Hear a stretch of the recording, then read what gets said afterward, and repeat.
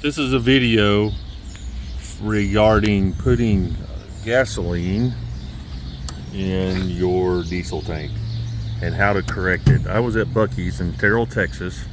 I'm going to a motorcycle race in southern Louisiana. I've got 3 boys and me with me and a million things going on, and I stopped at the diesel pump to not only get fuel for the truck but to get gas for the bikes.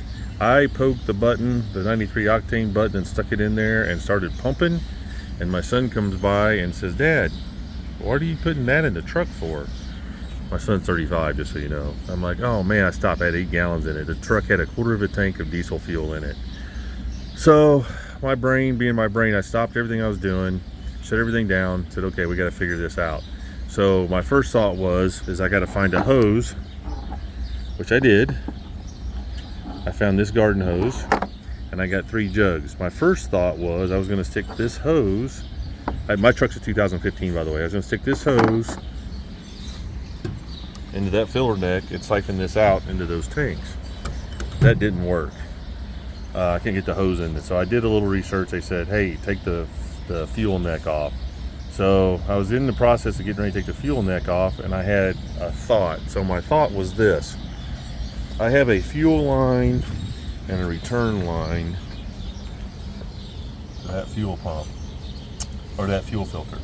That blue line is a return line. So I took that return line off, and it just happens to have a spigot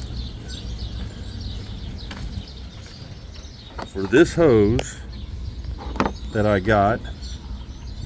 This is the hose that I got. It was just a garden hose. I got it out of the RV section at Buc-ee's, and I cut the end off of it. I was able to slide that hose right on there.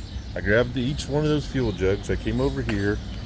I slid that hose on perfectly on the spout that line goes on. We put the lines down here, and we turn the key on and turn the key off, cycling just the fuel pump, not starting the truck, until we ran all of the fuel out. So I had, between the 2 of them, somewhere around 13 gallons. So when it got down to where it was really sucking air, I put the diesel spigot back in, turned the pump back on with diesel, and put a gallon of diesel in there at the same time as I was cycling through there. So obviously there was some air and stuff going through there, which I know is not really good on the pump, but it's better than having gas in there. After that gallon, I turned it off. I put 2 cans of fuel additive in it, diesel additive, and I proceeded to put 38.7 gallons of diesel in there. Now that happened in Texas. We've gone 260, almost 270 miles. It didn't miss a lick. It didn't miss. It didn't hop. It didn't do anything. It started up and ran.